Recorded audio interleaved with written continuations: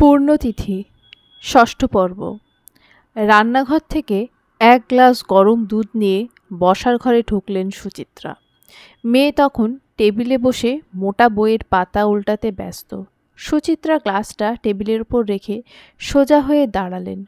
পরনে সুতির 3 পিস তার, ওড়নার আঁচলে কপালের সূক্ষ্ম ঘাম মুছে বসলেন মেয়ের পাশে।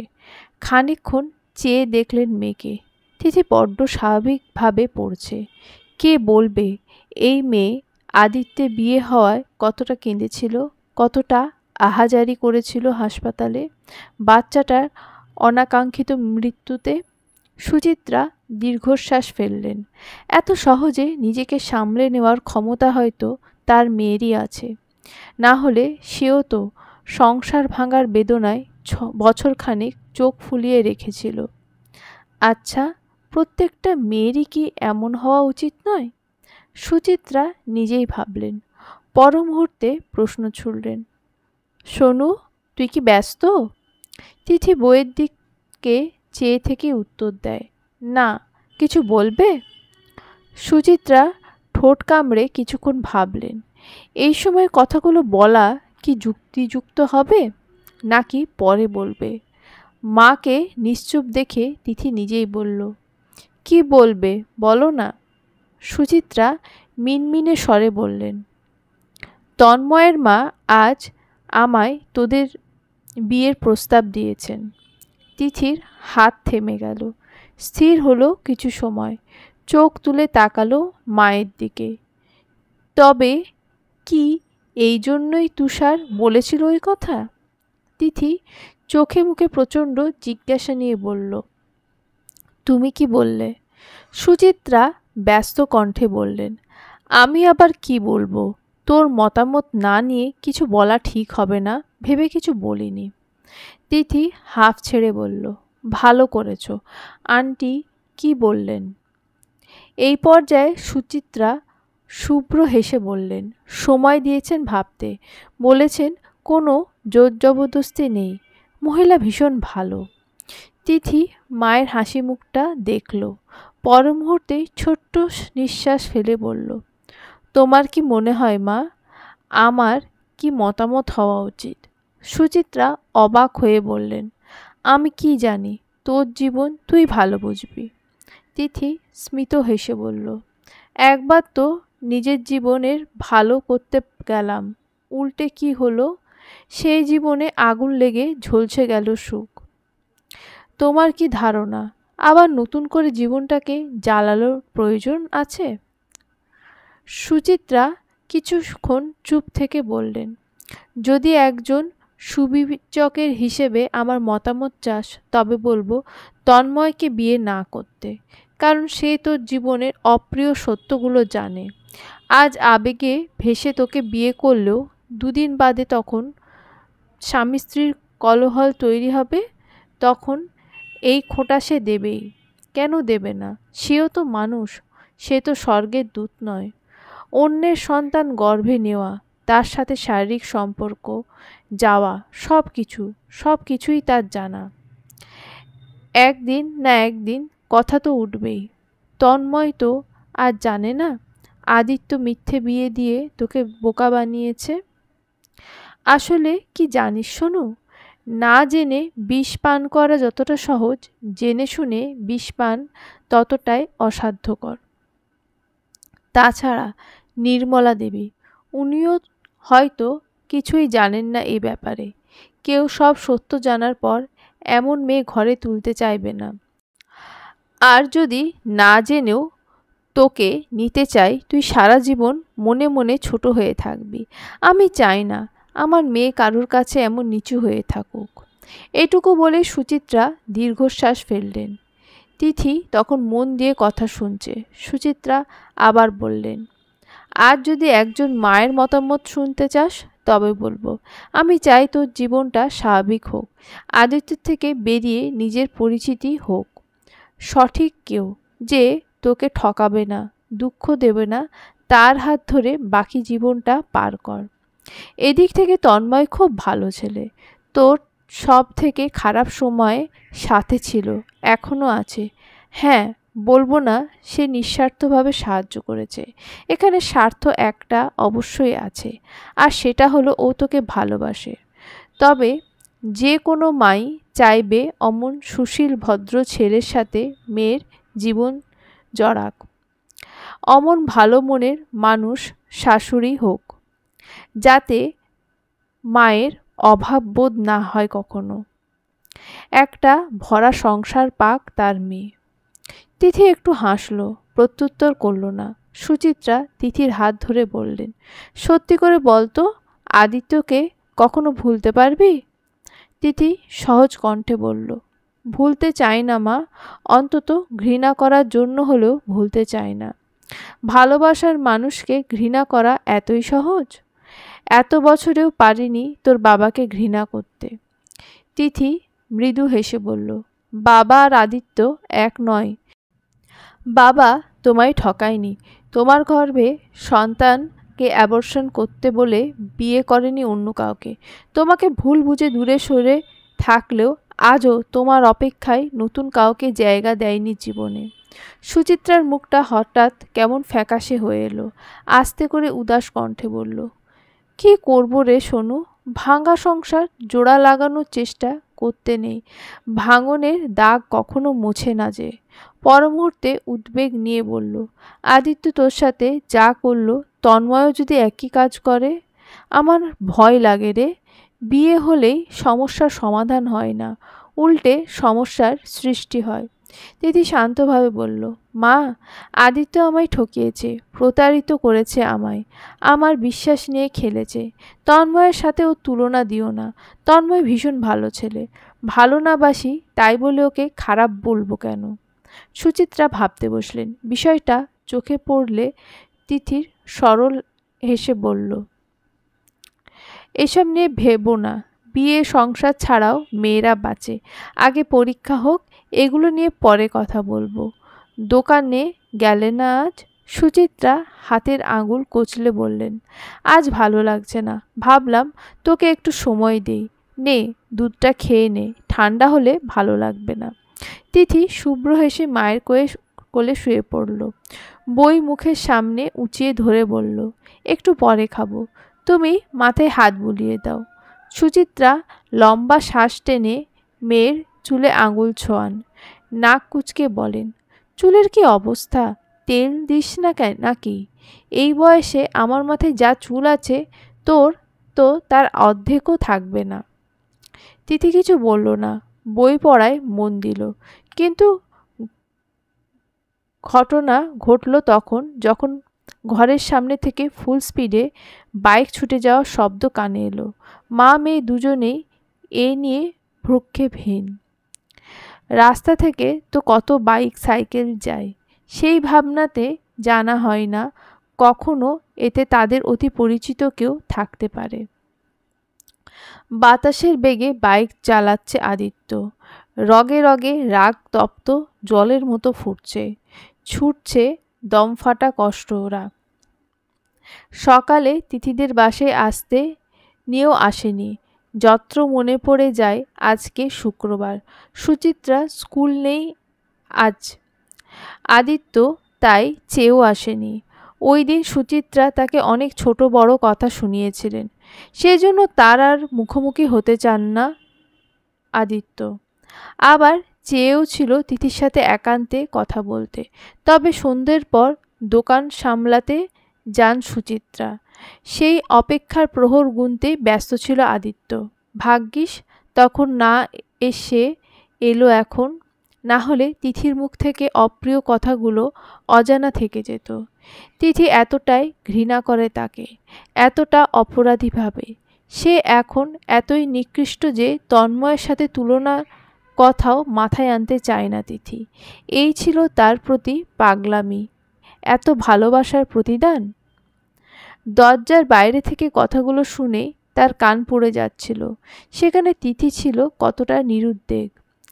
তিথির মাও চাইছেন তন্ময়ের সাথে বিয়ে হোক, অথচ এই প্রস্তাবের পরিপ্রেক্ষিতে তিথি তো একবারও আপত্তি জানালো না, সরাসরি বলল না, না, আমি আদিত্য ছাড়া আর কারোরই নই, আদিত্য আমার স্বামী। বলবে কি করে? সে যেমন তিথিকে স্ত্রী বলে মেনেছে, হয়তো তিথি মানে না। যে বিয়েতে মন্ত্রপাঠ নেই, পুরোহিত নেই, নেই সম্প্রদান, কোনো পাগলই সেই বিয়েকে ভালোবেসে মানতে যাবে। তার মতো উন্মাদ ছাড়া কেউ নয়। যেখানে মনের মানুষ মনে শান্তি পিষে ফেলে, সেখানে ঘরের মানুষের সাথে অশান্তি করে কি লাভ? কোনো লাভ নেই। রাত ৮টা কি ৯টা হবে। সমীরণ ঘরে নেই, শকুন্তলা ঠাকুর ঘরে। পুতুল রাতের রান্নায় ব্যস্ত। আদিত্য সদর দরজা ঠেলে ঘরে ঢুকে দরজাটা লাথি মেরে আটকালো আবার। শব্দটা শকুন্তলা শোনেনি হয়তো, তবে শরীর কেঁপে উঠল পুতুলের। রান্নাঘর থেকে মাথা ঝুঁকিয়ে দেখল আদিত্য নিজের ঘরের দিকে হেঁটে যাচ্ছে। পুতুল ভ্রু কোঁচকাল। এই লোক কখন বাইরে যায়, কখন ঘরে ফেরে কেউ জানে না। আদিত্য মেঘের মতো কালো মুখ স্পষ্ট চোখে বাঁধল তার। তরকারি হয়ে এসেছে। পুতুল চুলা বন্ধ করে দিয়ে পা টিপে টিপে আদিত্যের রুমের সামনে এসে দাঁড়ালো। আস্তে করে পর্দা সরিয়ে দরজা আঁকড়ে উকি দিল রুমের ভেতর। আদিত্য কাঁদছে। হাঁটুর ওপর দুহাত ঠেসে দিয়ে মুখ লাগিয়ে কাঁদছে। মাঝে মাঝে হালকা শব্দ আসছে কানে। পুতুল বিচক্ষণ মস্তিষ্ক বুঝে ফেলল তৎক্ষণাৎ। আদিত্যর আঙুল দিয়ে চোখ মুছছে।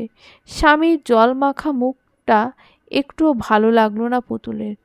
লোকটার সুন্দর চেহারার অশ্রুগুলো মানাচ্ছে না। কিন্তু হঠাৎ কাঁদছে কেন? কি হলো? জানতে হবে। ভয়কে জয় করে বুকে থুতু ছিটিয়ে ঘরের মধ্যে ঢুকলো পুতুল। ঢোক গিলে কাঁপা কাঁপা হাত বাড়িয়ে আদিত্যের কাঁধে রাখল।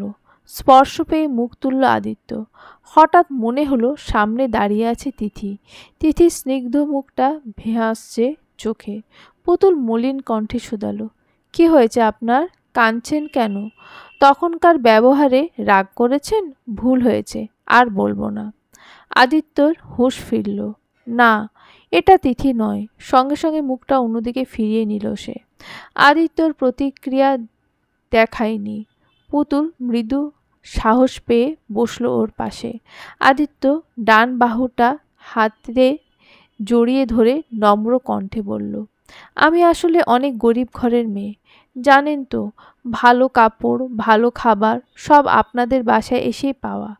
আমাদের মাটির ঘর, ইটের ঘর চোখে দেখিনি। তারপরও আপনাকে প্রথম দেখেই ভালো লেগেছিল, তাই আর কারোর কথায় কান দিইনি। তাছাড়া ভেবেছিলাম তিথি মিথ্যা বলছে, হয়তো আপনার বিয়ে ভাঙতে ভেঙচি দিচ্ছে। এরকম তো অনেক হয়।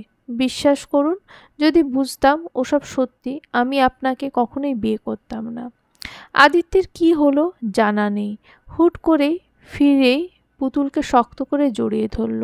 শব্দ করে কেঁদে ফেলল। তারপর পুতুল তখন সুযোগ সন্ধানী। আদিত্যের পিঠে মৃদু হাত বোলাচ্ছে সে। আদিত্যের গায়ে কড়া সুবাসটা গাঢ়ভাবে দখল করছে নাসারন্ধ্র। সেই সুবাসে হারিয়েছে তার দিক বিদিক। আরও শক্ত করে আদিত্যর শার্টটা খামচে ধরল পুতুল। প্রত্যাশিত অনুভূতিরা তখন দোলা দিচ্ছে মনে। এতদিনের প্রতীক্ষার সম্ভাব্য অবসান হবে কি আজ? পরের দিন ভোরের আলো ফোটার আগে ঘুম ভাঙল আদিত্যের। উঠে আবিষ্কার করল সেই একই দৃশ্য। পাশে অনাবৃত পুতুল আর নিরাবরণ সে। কিন্তু আজ তার ভাবান্তর হলো না। কাল রাতে যা ঘটেছে সব তার ইচ্ছে মোতাবেক, তার মর্জিতে। গম্ভীর মুখমণ্ডল নিয়ে বিছানা ছেড়ে নেমে ওয়াশরুমে ঢুকে পড়ল আদিত্য। শরীরে পানির ঝাপটা লাগতেই গায়ের বিভিন্ন জায়গা জ্বলে উঠল। জানান দিল পুতুলের নখের আঁচড়ের অস্তিত্ব। আদিত্য চোখ বন্ধ করতেই মনে পড়ল সেই রঙিন সকালের কথা, সেই ভোর, তিথিকে সঙ্গে নিয়ে স্নান করার দৃশ্য। এখনো কেন এমন হচ্ছে? তিথিকে ভুলতে গিয়েও ভুল করেও মনে পড়ছে। তিথি তো তাকে চাইছে না, একটুও না। তিথি এখন তন্ময় মজেছে, তাই তো অতবার অবজ্ঞা করল তাকে, চড়ও মারল। আদিত্যের চোখের কোটর ভরে এলো আবার। স্নানের জলের সাথে নির্বিশেষে মিলিয়ে গেল অশ্রুগুলো। আধ ঘন্টা স্নান শেষে বেরিয়ে আসে আদিত্য। পুতুল তখনও ঘুমে কাদা। আদিত্য গায়ের শার্ট জড়াতে জড়াতে খেয়াল করলো বিছানার চাদরে ফোঁটা ফোঁটা রক্তের চিহ্ন। এগিয়ে গিয়ে ঝাঁকি মারল পুতুলকে। এই ওঠ! ঘুমের মধ্যে এমন ধাক্কায় লাফিয়ে উঠল পুতুল। হকচকিয়ে বলল, কি কি কি হয়েছে? আজ কিন্তু আপনি নিজেই। আদিত্য মাঝ রাস্তায় থামিয়ে দিয়ে বলল, চাদর ধুয়ে দিয়ে নতুন চাদর বিছাবি। আর কাল রাতে বিছানায় শুয়েছিস, ওটাই প্রথম, ওটাই শেষ। যা, স্নান সেরে নিজের ঘরে যা। পুতুলের ভয়ার্ত মুখটা আবার কাঠ হয়ে এলো। কাল রাতে আদিত্যের স্পর্শে একটুও ভালোবাসা ছিল না, উল্টে এত রাগ জেদ প্রকাশ পেয়েছে যা সেদিন মারধরেও পায়নি। তবুও একটা মেকি আলো উকি দিয়েছিল, এই বুঝে আদিত্য তার হলো। কিন্তু এখনও সে আগের মতোই ব্যবহার। এই লোক কি আর ঠিক হবে না? হাঁ করে কি দেখছিস, নাম। আদিত্যের কথায় ধান ভাঙল পুতুলের। গায়ে চাদর জড়িয়ে উঠে পড়ল। ততক্ষণে আদিত্য ঘর ছেড়ে বেরিয়ে গেছে। পুতুল সেদিকে চেয়ে থাকল নিষ্প্রাণ উদাস চোখে। প্রভাতের রক্তিম সূর্যটা রাত্রি শেষে শিশিররন্ধ্র অন্ধকারকে তখনও বিদায় জানায়নি। আবঝা আলো আঁধারি জড়ানো জোনাক পোকা এদিক ওদিক উড়ছে। শীতের হিম ঝরেছে বাতাসে। হাড় কাঁপা ঠান্ডায় ঠকঠক করে কাঁপছে তিথি। গায়ে মোটা শাল পেঁচালেও শীত কমার নাম নেই। সেখানে এই লোক কিভাবে এমন শক্ত হয়ে রয়েছে তিথির মাথায় ঢুকছে না। তিথির সামনে দাঁড়িয়ে আছে তন্ময়, গায়ে একটা পাতলা শার্ট। এর কি শীত টিত লাগে না নাকি? তিথি মুখ কুঁচকে ভাবছে। এই মুহূর্তে তিথিদের বাড়ির সরু রাস্তায় দাঁড়িয়ে আছে দুজন। পাশেই দাঁড়ানো তন্ময়ের সাদা ঝকঝকে গাড়িটা। তন্ময় একবার চোখ তুলে তাকালো। আলোহীন ভোরে হিমেল হাওয়ায় উড়ছে তিথির কোকড়ানো চুল, সাথে উস্কো খুস্কো রুক্ষ ঠোঁটের ভাঁজে এক অদ্ভুত আকর্ষণ। এই আকর্ষণ কিসের? এমনটা কি সবাইকে দেখেই হয়? হয় না, হবে কি করে? মন যাকে ভালোবাসে তার মতো শ্রী শ্রেষ্ঠ দ্বিতীয়টি নেই। তন্ময় খেয়াল করল তিথি এখনো মুখ কুঁচকে চেয়ে আছে। ছোট্ট নিঃশ্বাস ফেলে বলল, এভাবে তাকিয়ে আছো কেন? বকাবকি করো, গালাগাল দাও? তিথি কপাট রাগ দেখিয়ে বলল, আমার স্টকে কিছুই আসছে না, সব ফাঁকা। আচ্ছা তন্ময়, তুমি কি পাগল? তন্ময় ভ্রু কুঁচকে বলল, কেন? তিথি নিজেও ভ্রু কোঁচকালো। কেন মানে? এই রকম সময় কেউ আসে? তন্ময় উদ্বেগ নিয়ে বলল, আমি তো রাতেই রওনা দিয়েছিলাম, রাস্তায় পুলিশ আটকালো, কত শত জেরা করলো, ওইসব সামলাতেই দেরি হয়ে গেছে, না হলে আরও আগেই আসতাম তিথি। তিথি কপাল চাপড়ে বলল, হায় রে তন্ময়, আমি কি বলতে চেয়েছি তুমি আদেও বুঝছো? আমি বলতে চাচ্ছি এইরকম পাগলামির মানে কি? এভাবে কেন এসেছো তুমি? তন্ময় শান্ত কণ্ঠে শুধালো, কেন? তোমার ঘুমে ডিস্টার্ব করলাম বুঝি? তিথি কপিত কণ্ঠে বলল, না, কারণ আমি সারা রাত ঘুমাইনি, তাই ঘুমের ডিস্টার্ব হওয়ার প্রশ্নই আসে না। তন্ময় একটু অদ্ভুত কণ্ঠে প্রশ্ন ছুড়ল, তোমারও ঘুম হয়নি? কেন? তন্ময়ের চোখে কোনো কিছুর প্রত্যাশার স্পষ্ট। সেসব এড়িয়ে তিথি স্মিত হেসে বলল, পড়ছিলাম। তন্ময়ের মুখটা মিয়ে এলো। তিথি বলল, তা এখানে আসার কারণ? তন্ময় দীর্ঘশ্বাস ফেলে বলল, আমার ঘুম আসছিল না। তিথি নিরুদ্বেগ কণ্ঠে বলল, নিশ্চয়ই কফি খেয়েছ প্রচুর, ঘুম না এলে একটা ঘুমের ওষুধ খেয়ে নিতে। তন্ময় ঠান্ডা স্বরে বলল, ঘুমের ওষুধ দের খোঁজেই তো এসেছি। 10 দিনের অভ্যাস যে মনে বড্ড বেশি চড়াও হয়েছে তিথি। তিথির মুখের ভঙ্গিমা পাল্টে এলো। তন্ময়ের ইঙ্গিত বুঝতে অসুবিধা হয়নি তার। প্রসঙ্গ পাল্টাতে হেসে বলল, তুষারের কি খবর? তন্ময় বুঝল তিথি কথা এড়াচ্ছে। ছোট্ট শ্বাস টেনে বলল, সবাই ঠিকঠাক, আমি ছাড়া। তিথি শুকনো ঢোক গিলে বলল, ভেতরে চলো। তন্ময় অবাক হয়ে বলল, মাথা খারাপ? আন্টি দেখলে কি ভাববে? সেটা তো আসার আগে মনে করা উচিত ছিল তন্ময় সাহা। চলো। ইস, চোখ মুখের কি অবস্থা! এসো এসো। কথাটায় বড্ড অধিকার অনুভব করল তন্ময়। তিথি ততক্ষণে সামনে হাঁটা ধরেছে। তন্ময় পাতলা হেসে পিছু নিল ওর। রাত 1টা অবধি এপাশ ওপাশ করেও ঘুম আসেনি। আসবে কি করে? আজ তো তিথি নেই। তিথিকে ভীষণ মনে পড়ছিল। এতটাই প্রখর তা অবাধ্য হলো যে ওই মুহূর্তে দ্বিতীয় কিছু না ভেবে গাড়ি নিয়ে বেরিয়ে পড়ল সে। তারপর অত রাতে গাড়ি চালাতে দেখে রাস্তায় বাঁধল পুলিশের ঝামেলা। সব মিটিয়ে যখন তিথিদের বাড়ির দরজার সামনে এলো তখন প্রায় 4টে পার হয়েছে ভোর। তিথিকে ফোন করার অসংখ্য দোটানায় ঠেলে ফেলে শেষে 1 ঘন্টা পর কল করল তন্ময়। তিথি শুনে বিস্মিত হলেও সব বিস্ময় চাপা দিয়ে ঘর থেকে চুপি চুপি বেরিয়ে এসেছে। আর তারপর এই তো তন্ময় অনুসরণ করছে তাকে। সুচিত্রা এখনো গভীর তন্দ্রায়। মেয়ে পাশে বসে থেকে বেশ রাত করেই ঘুমোতে যাওয়ায় এখনো তলিয়ে আছে ঘুম পাথরে। তিথি ঘরে ঢুকলো তন্ময়কে নিয়ে। বসার ঘরে ওকে বসতে বলে এগিয়ে গেল মায়ের ঘরের দিকে। সুচিত্রা লেপ পেঁচিয়ে মরার মতো ঘুমাচ্ছেন। তিথি মায়ের পায়ের গোড়ালি ধরে মৃদু ঝাঁকি দিয়ে ডাকল, ও মা, মা। আরামের ঘুমে ব্যাঘাত ঘটায় সুচিত্রা বিরক্ত হলেন খুব। কপাল কুঁচকে তাকালেন। ঘুমে জুবুথুবু চোখের সামনে মেয়ের মুখটা দেখে পর মুহূর্তে কপাল টান করে বললেন, কিছু হয়েছে রে? তিথি চাপা স্বরে বলল, তন্ময় এসেছে। সুচিত্রা 5 সেকেন্ডের মতো সময় লাগলো কথাটা বুঝতে। সাথে সাথে উঠে বসে গেলেন। বললেন, কই ও? সামনের ঘরে। সুচিত্রা গোল চোখ করে বললেন, এত ভোরবেলা? সব ঠিক আছে তো? তিথি নিশ্চিন্ত কণ্ঠে বলল, সব ঠিক আছে। আমি ডাকতে এসেছিলাম ওকে কি খেতে দেব সেটা জানতে। আমাদের মতো রুটি আর আলু ভাজি নাকি অন্য কিছু? সুচিত্রা আকল চুল হাত খোপা করতে করতে ব্যস্ত কণ্ঠে বললেন, তোর কিছু করতে হবে না, তুই গিয়ে ওর সাথে গল্প কর, আমি কিছু বানাচ্ছি। বাসায় পাউরুটি আছে, টোস্ট করে দেব, সাথে ডিম সেদ্ধ। চলবে না? তিথি ভ্রু নাচিয়ে বলল, দৌড়াবে। সুচিত্রা প্রথমে ওয়াশরুমে গেলেন, সেখান থেকে ফ্রেশ হয়ে বেরিয়ে ঢুকলেন রান্নাঘরে।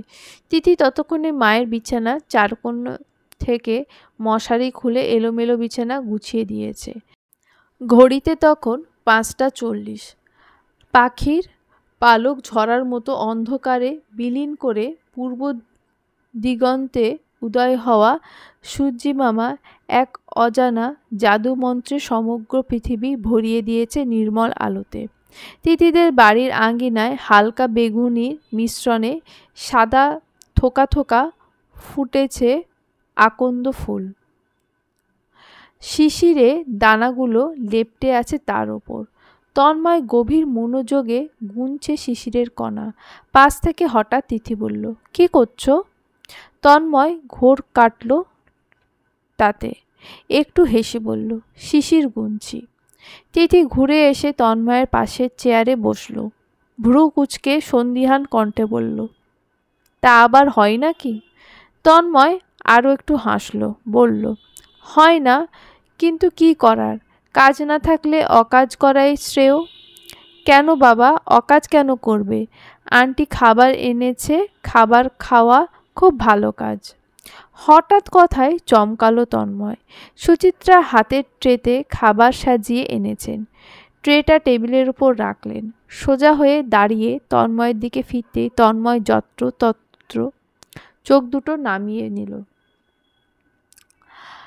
একে তো এভাবে চলে আসা, দ্বিতীয়ত এত ভোরে ঘুম নষ্ট করা সবার, আবার তাদের হাতে আপ্যায়িত হওয়া।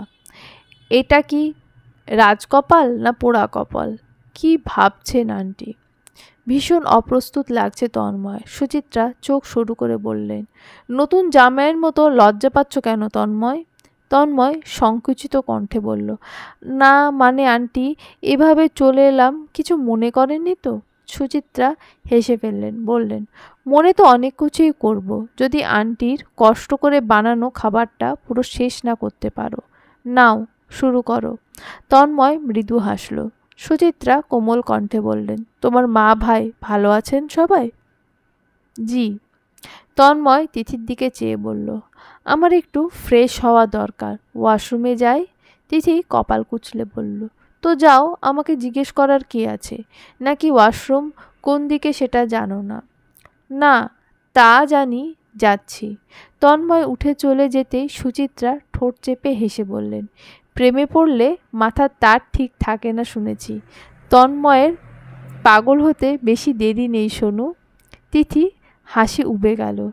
এই যে এতটা দূর তন্ময়ের আসার মানে একটু হলেও বুঝেছে সে। কিন্তু তন্ময় কি মিথ্যা আশায় বাঁচছে না? তার পক্ষে নতুন করে কাউকে ভালোবাসা আদৌ সম্ভব? সুচিত্রা বললেন, তোরা কথা বল, 10টা বাজলে আমাকে ডেকে দিস। আর ওকে কিন্তু দুপুরে না খাইয়ে ছাড়িস না। ও হ্যাঁ, 1 কাপ চা দিস ওকে। তিথি আনমনে বলল, হুম। সুচিত্রা চলে যাওয়ার একটু বাদেই তন্ময় এসে বসলো আবার। টিস্যু দিয়ে হাত মুছে খাবার খাওয়া শুরু করলো। তিথি এখনও অন্যমনস্ক। তন্ময় খাবারের ফাঁকে ওকে দেখছে। হঠাৎ তিথি উদ্বেগ নিয়ে বলল, তন্ময় তুমি খেতে থাকো, আমি একটু আসছি। কোথায় যাচ্ছ?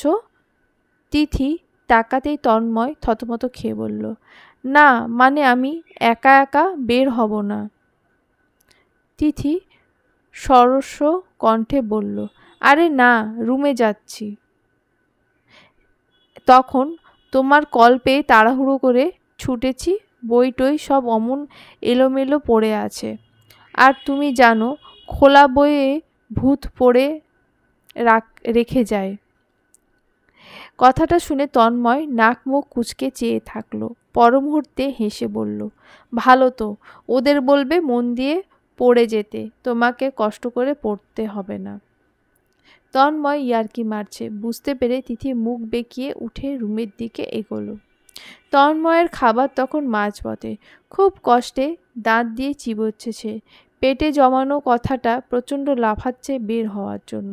সুচিত্রা তিথিকে চা দিতে বলে গেল, একটু বাদে নিজেই এসে চা দিয়ে গেছে। চায়ের কাপে শেষ চুমুকটা দিয়ে তিথির ঘরের দিকে উকি দিল তন্ময়। তিথিকে দেখা না গেলেও ওড়নার প্রান্তটা চোখে পড়ছে।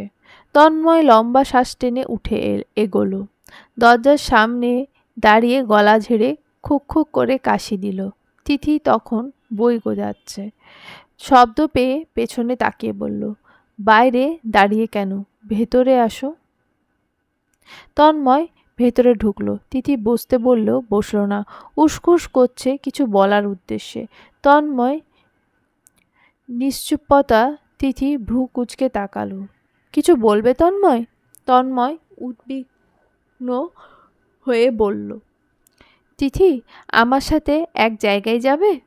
তিথি সহজ কণ্ঠে শুধালো, কোথায়? ইয়ে মানে এত মানে করা আমার পছন্দ নয়, যা বলবে স্ট্রেট ফরওয়ার্ড। তিথির স্পষ্ট কথায় তন্ময়ের কথা গুলিয়ে যাচ্ছে আরও। একবার গলা পরিষ্কার করে চটপট বলল, আজকে সারাদিন আমাকে দেবে? তিথি অবাক হয়ে তাকাতেই তন্ময় চোখ ঘুরিয়ে নিল অন্য কোথাও। তিথি কি প্রতিক্রিয়া দেবে ভেবে পাচ্ছে না সে। এদিকে কি উত্তর হওয়া উচিত সেটাও তিথির বোধের বাইরে। কিছু সময় দুজনেই চুপ থাকলো। নীরবতা ভেঙে তিথি ছোট্ট নিঃশ্বাস ফেলে বলল, তা তুমি কি সবসময় সকালেই ঘুরতে পছন্দ করো? তন্ময় যত্র বলল, তুমি চাইলে বিকেলেও ঘুরবো আজ। তিথি ভ্রু নাচিয়ে বলল, এসব কি মনে জায়গা পাওয়ার ধাপ? তন্ময় মৃদু হেসে বলল, যদি ভাবো হ্যাঁ তাহলে সত্যি, যদি ভাবো না তাহলে মিথ্যে। তবে কথা দিতে পারি, আমি প্রত্যাশা রাখব না তুমি আমার হবে। পুরোটা ভাগ্য আর স্রষ্টার উপর ছেড়ে দিয়েছি। উনি যা চাইবেন তাই মেনে নেব, বিচ্ছেদ কিংবা মিলন দুটোই। তিথি ক্ষণিকের জন্য চুপ থেকে বলল, তোমার আসলে যুক্তিবিদ হওয়া উচিত ছিল তন্ময়, কথা ভালোই জানো যখন। তন্ময় এর পরিপ্রেক্ষিতে প্রতিশব্দ করল না, উল্টে করুণ কণ্ঠে প্রশ্ন করল, যাবে তিথি? তিথি ব্যস্ততা দেখিয়ে টেবিলের বই তুলে রাখতে রাখতে বলল, আমার এখন অনেক কাজ, ঘর গোছানো, আবার তৈরি হওয়া। তুমি বাইরে যাও, আমি আসছি। প্রথম কথাগুলোয় তন্ময়ের মুখ কালো হলেও শেষের কথায় তৎক্ষণিক হাসি ফুটল ঠোঁটে। উচ্ছ্বসিত কণ্ঠে বলল, আমি অপেক্ষা করছি, তুমি এসো। তিথি এবার মায়ের ঘরে ঢুকেছে। সুচিত্রা তখন ঘুমাচ্ছেন দেখে মুখে চবর্গীয় শব্দ করে ফিরে আসতে নিল। হঠাৎ পিছু ডাকল সুচিত্রা, কিছু বলবি? তিথি ফিরে তাকিয়ে বলল, ঘুমাওনি? না, ঘুম ভাঙলে কি আর আসে? তুই বল। তিথি এসে মায়ের বিছানা ঘেঁষে দাঁড়ালো, মিনমিনে সুরে বলল, মা, তন্ময় ওর সাথে বাইরে যেতে বলছে। তুই কি বলেছিস? যাব। তবে যা। যাব, কিন্তু কি পরে যাব? সুচিত্রা একটু ভেবে বললেন, কেন রে, এবার পুজোয় যে জামাটা কিনে দিলাম সেটা পর। তিথি চোখ বড় বড় করে বলল, ওটা? এত ভারী জামা? আমি কি বিয়ে বাড়ি যাচ্ছি? সুচিত্রা বিরক্ত হলেন, বললেন, তোর যেটা ইচ্ছে সেটা পর যা। কিছু খুঁজে না পেলে বস্তা পরে যাস, যত সব। কথাটা বলেই লেপ মুড়ি দিলেন সুচিত্রা। তিথি ঠোঁট উল্টে ভাবল, ধুর, আজ যদি দিদি থাকতো ঠিক সাজেস্ট করতো আমায়। বৃষ্টির কথা মনে পড়ে দীর্ঘশ্বাস ফেলল তিথি। ভাগ্য তার শত অনুরোধকে পায়ে পিষে জীবনটা এলোমেলো করে দিল, অথচ দিদি, সে নিজেই নিজের জীবনে জল ঘোলা করতে উঠে পড়ে লেগেছে। আদিত্য দাদার শত কান্না আকুতি অবজ্ঞা করে ডিভোর্সটা দিয়েই দিল মেয়েটা। একদিন এই লোভ তার কাল না হয়। সন্ধ্যার দিকে তন্ময় তিথিকে বাসার সামনে নামিয়ে দিয়েছে। তন্ময়কে বিদায় দিয়ে তিথি ঘরে ঢুকতে গেলেই দেখল ঘরের দরজাটা হাট করে খোলা। তিথি অবাক লাগলো। যাওয়ার সময় মা কি ভুল করে তালা দেয়নি, নাকি মা যায়নি কাজে? কিন্তু আজ তো মায়ের যাওয়ার কথা ছিল। অনেক ভেবে ঘরের ভেতর পা রাখল তিথি। সন্ধ্যাবেলায় ঘরের দরজা খোলা, অথচ ঘর ঘুটঘুটে অন্ধকার। মা থাকলে নিশ্চয়ই আলো জ্বালাতো। চোর টোর ঢুকলো না তো, বা ডাকাত? কথাটা ভাবতেই তিথির গলা শুকিয়ে এলো। পা টিপে টিপে ঘরে ঢুকতেই হুট করে মাঝের ঘরের লাইটটা জ্বলে উঠল। হঠাৎ কড়া আলো চোখে পড়ায় হাত উঁচু করে মুখ আড়াল করল তিথি। একটু সয়ে নিতে হাত সরিয়ে সামনে তাকালো। সম্মুখে দাঁড়িয়ে থাকা আগন্তুককে দেখে পৌঁছে গেল বিস্ময়ের শেষ সীমায়। পর মুহূর্তে কড়া কণ্ঠে শুধালো, আপনি এখানে কি করছেন? আদিত্য চেয়ারে বসেছিল, এক পায়ের ওপর আরেক পা তুলে। তিথি মুখের ওপর তীক্ষ্ণ দৃষ্টি তার। তিথির আপাদমস্তক পরখ করতে ব্যস্ত সে। এই মেয়ের মুখ দেখে কে বলবে এই মেয়ে তার জন্য শোকে ছিল? কি সুন্দর ঠোঁটে লিপস্টিক লাগিয়ে তন্ময়ের সাথে ঘুরে বেরিয়েছে। তিথি একটু এগিয়ে এসে বলল, আমি কিছু জিজ্ঞেস করছি, আপনি ঘরে ঢুকলেন কি করে? আদিত্য নিরুদ্বেগ উত্তর, তোমাদের রান্নাঘরের জানলাটা তো ভাঙা, সেখান দিয়ে। তিথি অবাক হয়ে বলল, মানে? তার মানে দরজায় তালা আপনি ভেঙেছেন? আদিত্য ভ্রু নাচিয়ে বলল, আমি কেন তালা ভাঙব? ওই তালার তৃতীয় চাবি তোমাদের ড্রয়ারে রাখা থাকে না, সেখান থেকে নিয়েই খুলেছি, তোমার যাতে ঢুকতে অসুবিধা না হয়। কেন এসেছেন এখানে? আদিত্য পাল্টা প্রশ্ন ছুড়ল। কেমন ঘুরলে আজ? ছেলেদের টাকা ভেঙে খেতে ভীষণ মজা লাগে তিথি। আমি মেয়ে হলে আমিও চেষ্টা করতাম। তিথি শক্ত কণ্ঠে জবাব দিল, আপনি তো তার থেকেও দামি কিছু পাচ্ছেন। মিথ্যে প্রতিশ্রুতি দিয়ে মেয়েদের শরীর পাওয়া যায়, বাচ্চা বানানো যায়, সেখানে আর কি চাই? আদিত্য দ্রুত পায়ে উঠে এসেই তিথির বাহু চেপে দেওয়ালের সাথে মিশিয়ে ফেলল ওকে। তিথি হকচকালো। আদিত্য দাঁত চেপে বলল, আমি তোমার শরীরের লোভে তোমার পেছনে পড়ে থাকিনি, ভালোবাসি বলে থেকেছি। তিথি নিজেকে ছাড়াতে চাইলে আদিত্য আরও শক্ত করে ঠেসে ধরল। তিথি শান্ত কণ্ঠে বলল, তার নমুনা বুঝি এই? বিয়ে করে বউ নিয়ে ফুর্তি শেষে তারপর পুরনো প্রেমিকার কাছে আশাকে ভালোবাসা বলে? আদিত্য কিছু বলতে নিয়েও থেমে গেল। তিথি উদ্বিগ্ন কণ্ঠে বলল, তা কেমন ফুলশয্যা হলো? নতুন শরীরের ঘ্রাণ বুঝি ভীষণ মিষ্টি? আদিত্য বেশ খানিকক্ষণ পর জবাব দেয়, আমি পুতুলকে ছুঁইনি এখনো। তিথি তাচ্ছিল্যের হাসি টানলেও প্রত্যুত্তর করল না। শীতল চোখে চেয়ে থাকলো আদিত্যের দিকে। এই চোখে মিথ্যা স্পষ্ট ভাসছে, স্পষ্ট। তিথি আস্তে করে বলল, ছাড়ুন আমায়। আদিত্য নম্র কণ্ঠে বলল, আপনি আজ্ঞে কেন করছো তিথি? তিথি সোজা সাপটা উত্তর দিল, কারণ আপনি অপরিচিত এখন, অন্যের স্বামী হয়ে একটা মেয়েকে এইভাবে চেপে ধরছেন, লজ্জা করছে না? আদিত্য চোখ বন্ধ করে নিঃশ্বাস ফেলে আবার তাকালো। ঠান্ডা স্বরে প্রশ্ন করল, তন্ময়ের সাথে তোমার এত মাখামাখি কিসের তিথি? বিয়ে করবে ওকে? তিথি ঠোঁট বাঁকা করে হেসে বলল, বললেই বা আপনার কি এসে যায়? আর এসব মাখামাখিতে বিয়ের প্রয়োজন হয় না। এসব তো আপনি আমায় শিখিয়েছেন, আমিও না হয় আপনাকে অনুসরণ করলাম। দিনের পর দিন শারীরিক সম্পর্ক করব তন্ময়ের সাথে, তারপর অন্য কাউকে বিয়ে করব, ক্ষতি কী? আদিত্য জ্বলন্ত চোখে চেয়ে রইল। গায়ে আগুন ধরে গেছে তিথির কথায়। আজ তন্ময়ের সাথে শারীরিক সম্পর্কের কথার এতটাই বিদঘুটে বোধ হলো, অনুভব হলো সব থেকে বিকৃত শব্দ এটা। সহ্য সীমা অতিক্রম করে তিথির গলা চেপে ধরল আদিত্য। শক্ত হাতে কঠোর স্পর্শে শ্বাস আটকে এলো তিথির। আদিত্য রুষ্ট কণ্ঠে বলল, তন্ময় তন্ময় তন্ময়, এই নাম নেওয়া কণ্ঠকেই ছিনিয়ে নেব আমি। তিথির চোখ উল্টে গেছে। আদিত্য বুঝতে পেরেই ধড়ফড় করে গলা ছেড়ে দিল। কিন্তু ততক্ষণে বেশ দেরি। তিথি কাস্তে কাস্তে লুটিয়ে পড়ল মাটিতে। কোনো এক পূর্ণিমা কিংবা আমাবস্যায় নদীতে জোয়ার আনে, ভাটার খবর কে রাখে কোনো কালে? শরীরের ব্যথা দেখা যায়, অদৃশ্য শুধু সেই মন, যা প্রতিনিয়ত জ্বলছে পুড়ছে বেইমানির অনলে।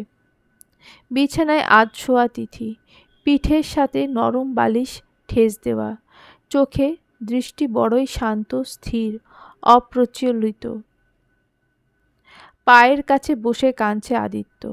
চোখের জলে ভিজছে তার পায়ের আঙুল, ছোট্ট ছোট্ট নখ। তিথির মুখে অভিব্যক্তি বোঝা মুশকিল। তার মধ্যে নেই বিন্দুমাত্র নড়নচড়ন, এতটুকু হেলদোলও পড়ছে না চোখে। তবে গলাটা ব্যথা লাগছে, ঢোক গিলতে গেলেও ব্যথা পাচ্ছে। আদিত্য তখন কোপের বসে গলা চেপে ধরলেও অনুতাপে এখন পড়ছে সে। তিথি জ্ঞান ফেরার পর থেকেই দেখছে আদিত্য চোখের জল নিয়ে হাউমাউ করে কাঁদছে, ক্ষমা চাইছে। কিন্তু এই কান্না তার মনে হচ্ছে কুমিরের কান্না। এখন কেঁদে কি লাভ? যা খোয়ানোর সে তো খুইয়েই বসেছে। আর কি ফিরে আসবে সেসব? না। আদিত্য গায়ে হাত তোলায় তার কোনো অভিযোগ নেই। অভিযোগ আদিত্যের মিথ্যা বলে ঠকানোই, তার জায়গায় অন্য কাউকে স্থান দেওয়ায়। এই আদিত্য তার বাচ্চার খুনি। কথাটা মনে পড়তেই তিথি দ্রুত পা সরিয়ে নিল। আদিত্য থেমে গেল তৎক্ষণিক। তিথির দিকে তাকালো। তিথি দেওয়াল ঘড়ির দিকে চেয়ে বলল, আর কিছুক্ষণ পর মা চলে আসবে। আমি চাইছি না কোনো সিন ক্রিয়েট হোক। আদিত্য চুপ। তিথি ওর দিকে চেয়ে ভ্রু কুঁচকে বলল, আপনি কি বুঝতে পারছেন না আমি কি বলছি? আদিত্য ধরা কণ্ঠে বলল, একটাবার ক্ষমা করা যায় না তিথি? তিথির বুক ভেঙে এলেও শক্ত কণ্ঠে বলল, কি হবে ক্ষমা করলে? এই 15 দিনের অশ্রুগুলো ফিরিয়ে দেবেন? আমার বাচ্চাটা ফিরে আসবে? ফিরবে আমার মায়ের বিশ্বাস? নাকি আপনি আপনার বাড়িতে জায়গা দিতে পারবেন আমায়? আদিত্য চোখ নামিয়ে নিল। তিথি একপার্শ্বিক হেসে বলল, পারবেন না। তাহলে কেন আপনি বারবার ক্ষমা চাওয়ার অজুহাতে আমার কাছে আসছেন আদিত্য? আপনি কি এতটাই অবুঝ? বুঝতে পারছেন না আমি আপনাকে ঘেন্না করি?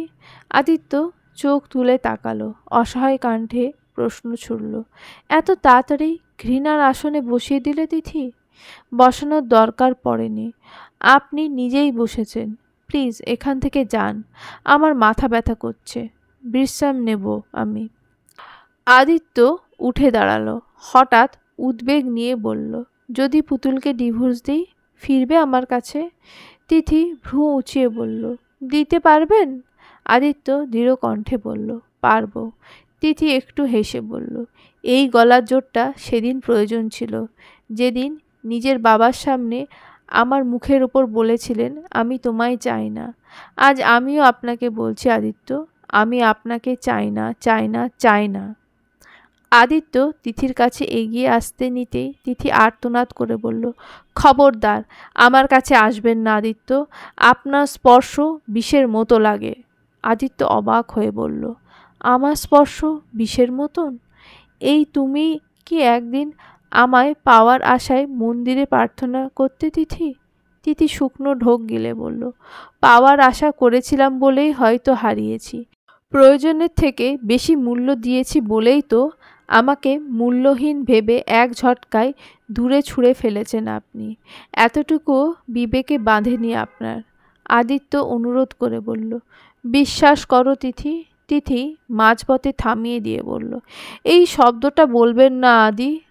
আমার সাথে বিশ্বাসঘাতকতা করাটা আপনার দোষ হলেও আপনাকে নতুন করে বিশ্বাস করলে সেই দোষ হবে একান্ত আমার।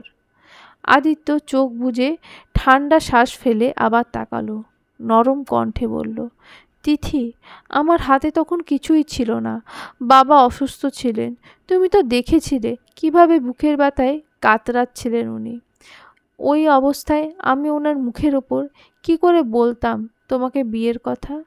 তিথি ভ্রু নাচিয়ে বলল, ও তাই, আপনার বাবা অসুস্থ ছিলেন, তারপর আমি যাওয়ার সাথে সাথে আবার সুস্থও হয়ে গেলেন, তাই না? কই, আপনার বিয়ের যতগুলো ছবিতে ওনাকে দেখেছি একদম মনে হয়নি উনি মৃত্যু পথযাত্রী। তাছাড়া আপনি হয়তো ভুলে গেছেন আদি, কিন্তু আমি ভুলিনি। যেদিন প্রথম আপনাকে ফোন দিয়ে আমাদের সন্তানের কথা জানালাম, আপনি কি বলেছিলেন? কোনো হাসপাতালে যাবে জানিও। সেই দিন আমার কতটা বুকে ব্যথা করেছিল আপনি জানেন? কয়টা অপরাধের জন্য ক্ষমা করব আপনাকে। ছোট্টবেলা থেকে কষ্ট পেয়ে পেয়ে সয়ে নেওয়া হয়তো বেঁচে আছি, না হলে কবেই সুইসাইড করতাম। আমার মৃত্যুর জন্য তখন আপনি দায়ী থাকতেন না? তখন নিজেকে ক্ষমা করতে পারতেন? আদিত্য অসহায় চোখে তাকালো। তিথি কাঠ গলায় বলল, বিয়ের এতগুলো দিন পরে এসে বলছেন পুতুলকে ডিভোর্স দেবেন? লজ্জাও লাগছে না? নাকি নতুন শরীরের মোহ দুদিনেই কেটে গেল?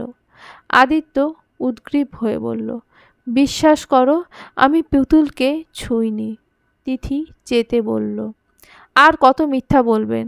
আপনার গলায় নখের আঁচড়ের দাগগুলো স্পষ্ট প্রমাণ দিচ্ছে আদিত্য আপনি মিথ্যুক। তাহলে কেন নিজেকে ছোট করছেন? আদিত্য তৎক্ষণিক গলায় হাত দিল। তিথি হেসে ফেলল তাতে। এক ফোঁটা অশ্রু তার চোখ থেকে গড়িয়ে গাল অবধি এলো। বলল, ধরা পড়ে গেলেন তাই না? দেখুন আমার সাথে যা করার করেছেন, স্ত্রীকে ঠকাচ্ছেন কেন? বউ নিয়ে সুখে শান্তিতে ঘর করুন, ফিরে যান, প্লিজ ফিরে যান, বের হন আমার বাড়ি থেকে। আদিত্য আর শব্দ খুঁজে পেল না।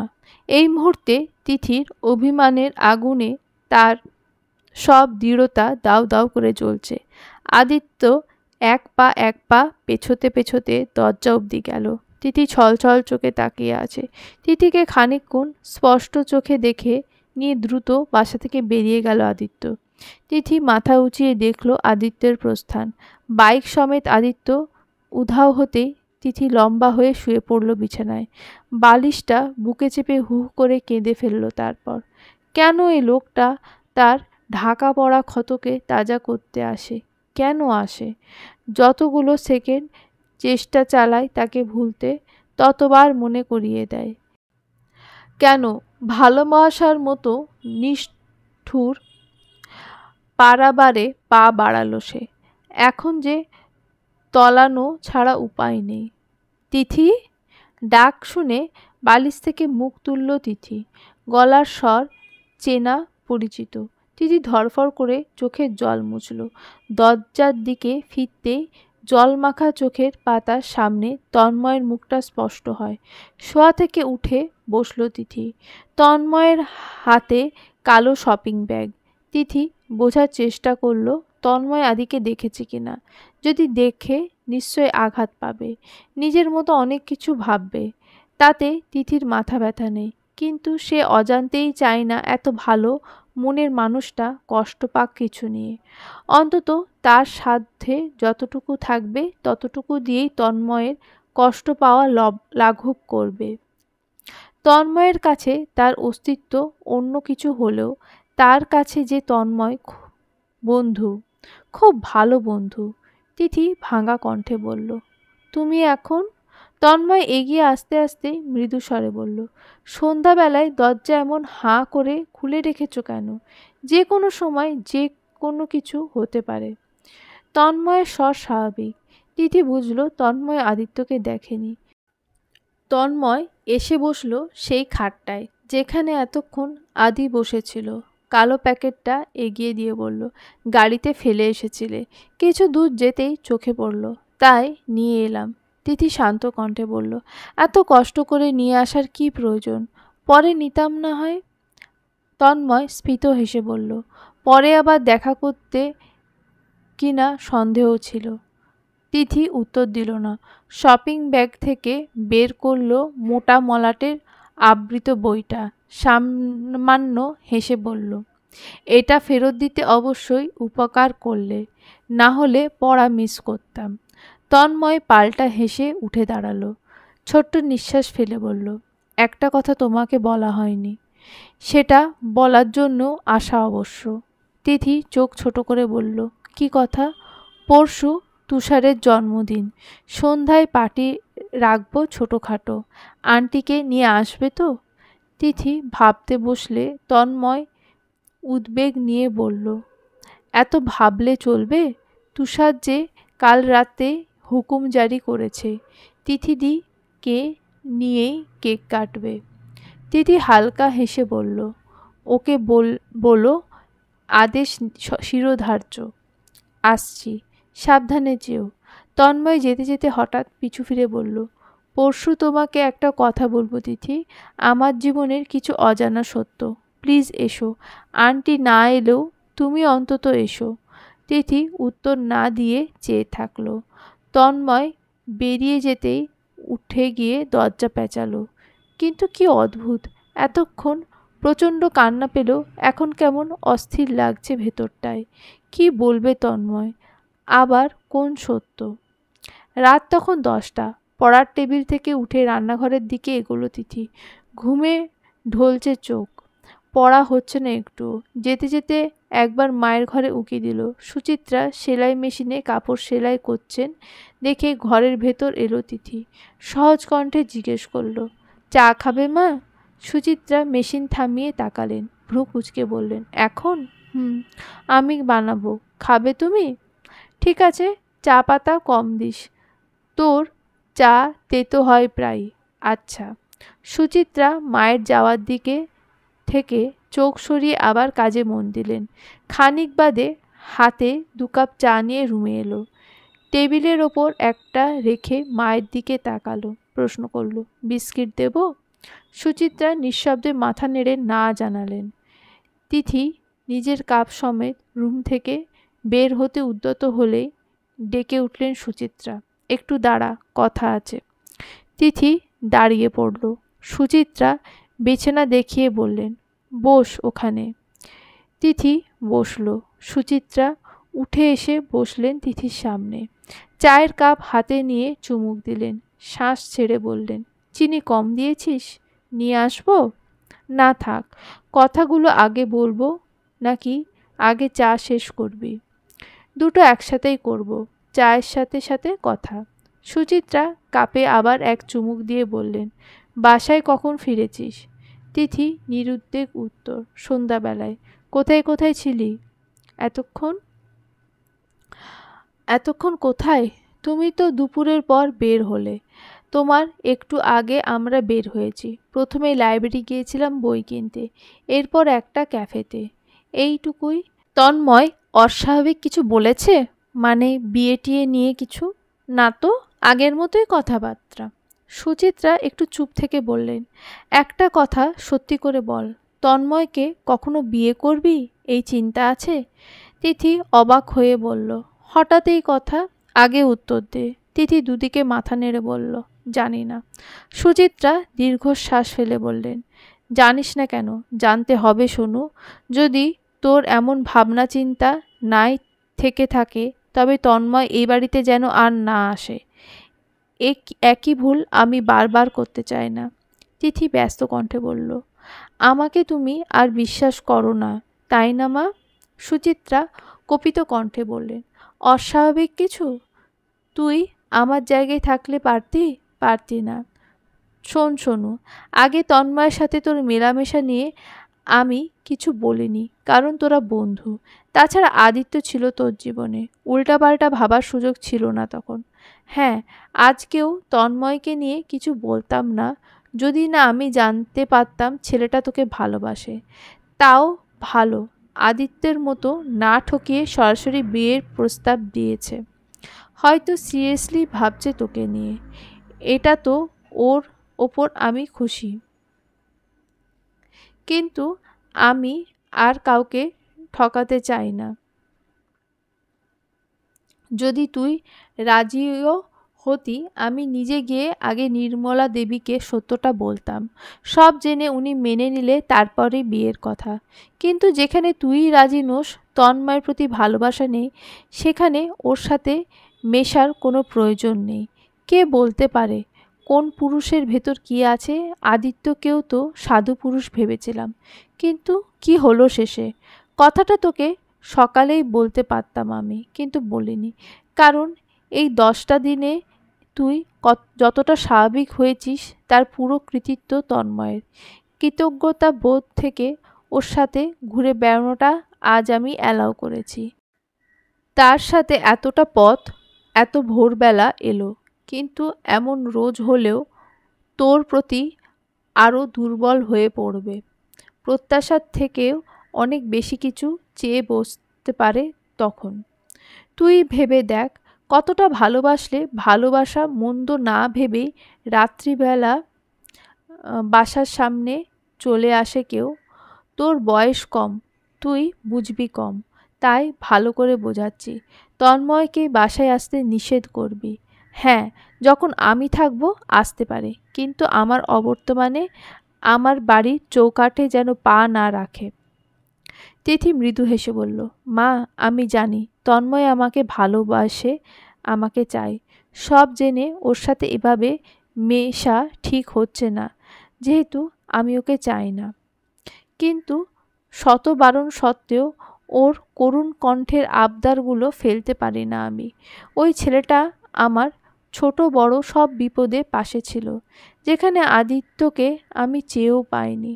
তাছাড়া তন্ময়ের ইন্টেনশন যদি খারাপ হতো, ও ওদের বাড়িতেই আমার সুযোগ নিতে পারত। কারণ এমন অনেক দিন গেছে যখন ওর মা ভাই বাড়িতে ছিল না, ছিলাম আমরা দুজন। কিন্তু বিশ্বাস করো, ও আমার একটা নখ পর্যন্ত স্পর্শ করেনি, কখনো বাজে ইঙ্গিত দেয়নি। কোনো ছেলে কোনো মেয়েকে ভালোবাসলে সেটা সে মেয়ে বুঝতে পারে, কিন্তু আমি তন্ময়ের দিক থেকে এই কথাটা কোনো দিন বুঝতে পারিনি।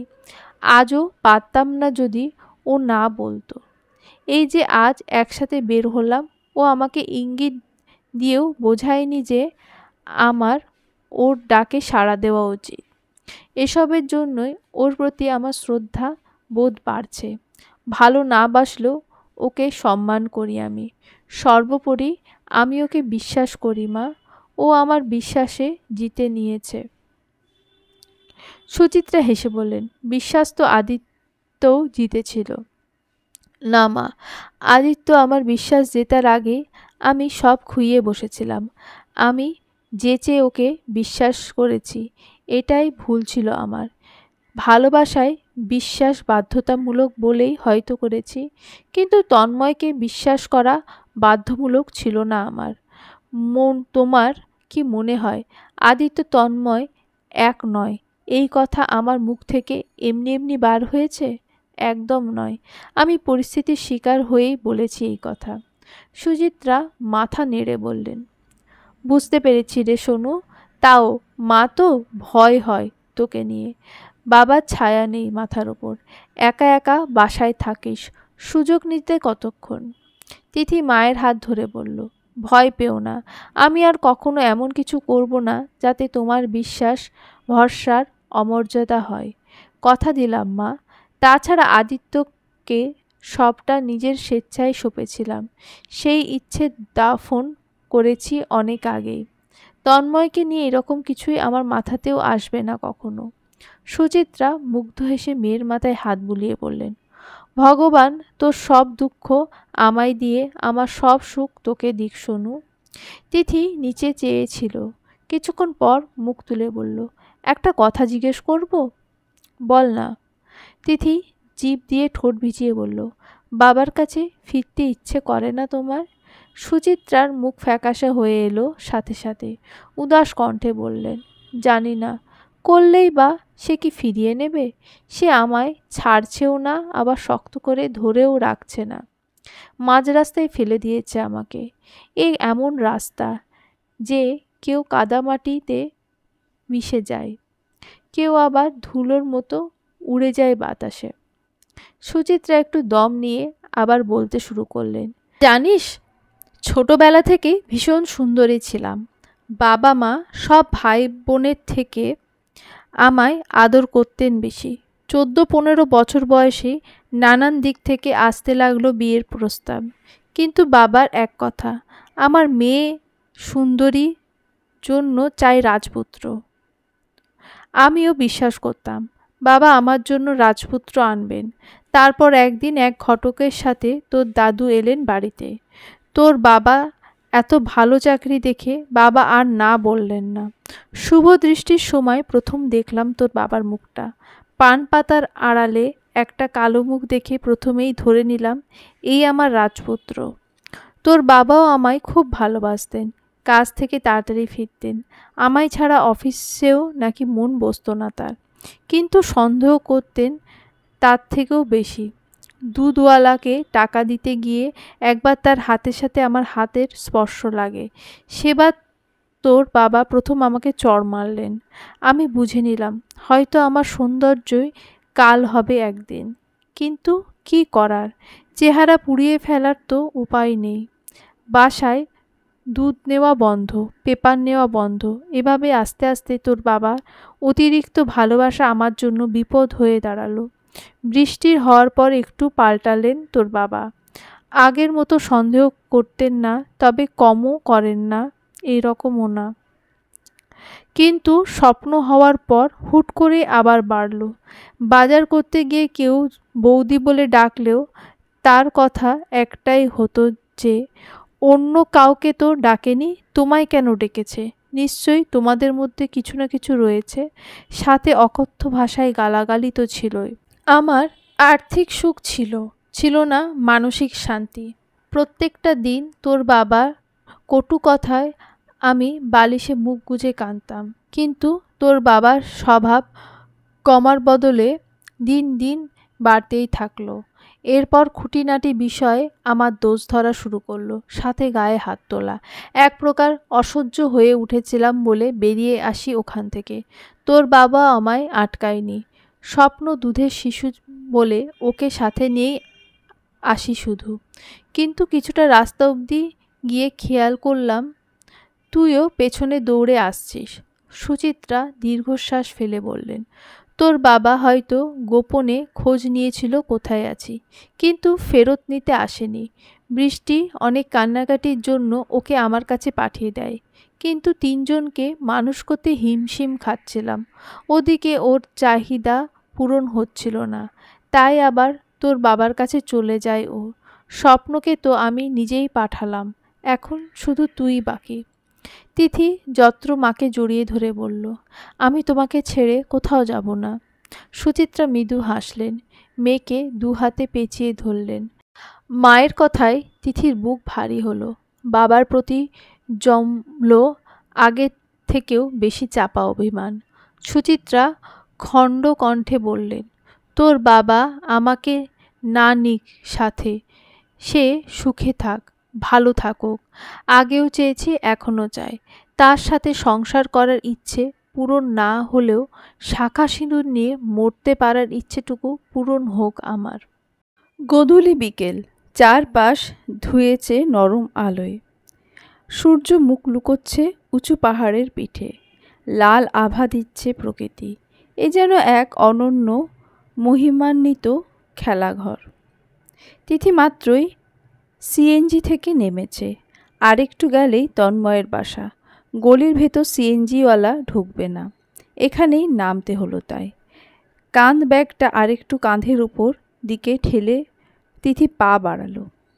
দুহাত দিয়ে বুকের সাথে চেপে রাখা একটা বড় সাইজের টেডি বিয়ার, তুষারের জন্মদিনের উপহার। দেখলে হয়তো খুশিই হবে। টেডির টাকা সুচিত্রাই দিয়েছেন। নাদুস নুদুস বাচ্চাটা তারও মন কেড়ে নিয়েছে একদিনে। কাজের ব্যস্ততায় নাইবা আসা হলো, উপহার পাঠাতে দোষের কি? তিথি এক পা দুপা এগোতেই সামনে থেকে দৌড়ে আসতে দেখল তন্ময়কে। রীতিমতো হুড়মুড়িয়ে আসছে সে।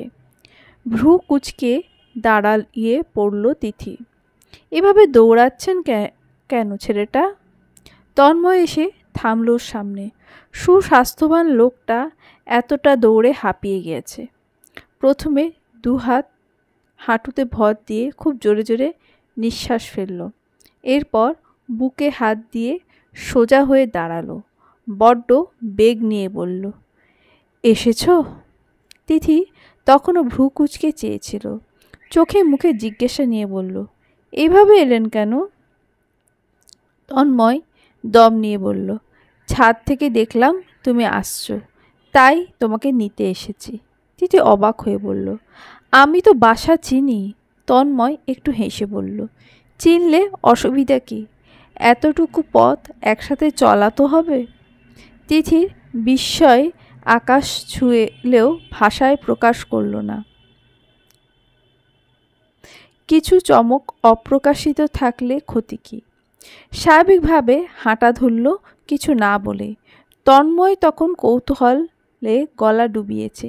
তিথির মুখের ভঙ্গি দেখে ওর রাগ খুশি বোঝা মুশকিল। মেয়েটা এমন কেন? আগের মতো হাসে না, প্রাণ খুলে কথা বলে না। কেন বোঝে না তার জ্বলন পোড়নের সমাদরে দুলতে থাকা অনুভূতি? ভেবে পায় না তন্ময়। ভাবতে না বসে তিথি পেছনে পা এগোলো সে। আশেপাশে গাছের সবুজ পাতা এখন একটু একটু নড়ছে। শীতকালে ঠান্ডা বাতাস ছুঁয়ে দিচ্ছে এলোমেলো ছোট চুল। সামনে প্রয়াসী, পেছনে সে, মাঝখানে অপ্রতিরোধ্য কিছু দেওয়াল। চারিদিকে আর কেউ নেই। প্রেম প্রেম অনুভূতি, এই তো ক্ষণ, এই তো মুহূর্ত। তন্ময়ের কণ্ঠনালীতে গানের শব্দ উকি দিল। গলা ফাটিয়ে গান ধরতে ইচ্ছে করলে, এই পথ যদি না শেষ হয় তবে কেমন হতো তুমি বলো তো? যদি পৃথিবীটা স্বপ্নের দেশ হয় তবে কেমন হতো তুমি বলো তো? হেঁটে হেঁটে জীবন পার হলে বেশ হয়, একসাথে পা মিলিয়ে চলো তো। শেষের লাইনটা নিজের মতো বানালো তন্ময়। গুনগুন সেই গানের সমাপ্তি ঘটল তার বাসার গেটের কাছে এসে। তিথি লোহার গেট খুলে ঢুকেছে ভেতরে। তন্ময় দাঁড়িয়ে ঠোঁট কামড়ালো। হঠাৎ নিজের মাকে নিয়ে চিন্তা হলো। মা কি আগের মতো কথা বলবে তিথির সাথে?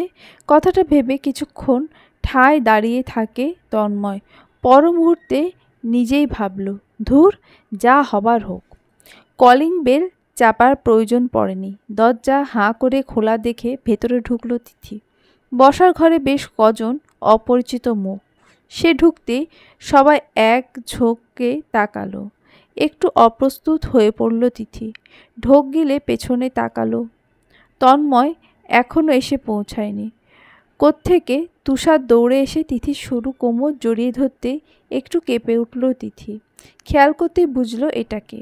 মুচকি হাসল তিথি। তুষার খুব খুশি কণ্ঠে বলল, তুমি এসেছো তিথি? এই টেডিটা আমার জন্য এনেছো, তাই না?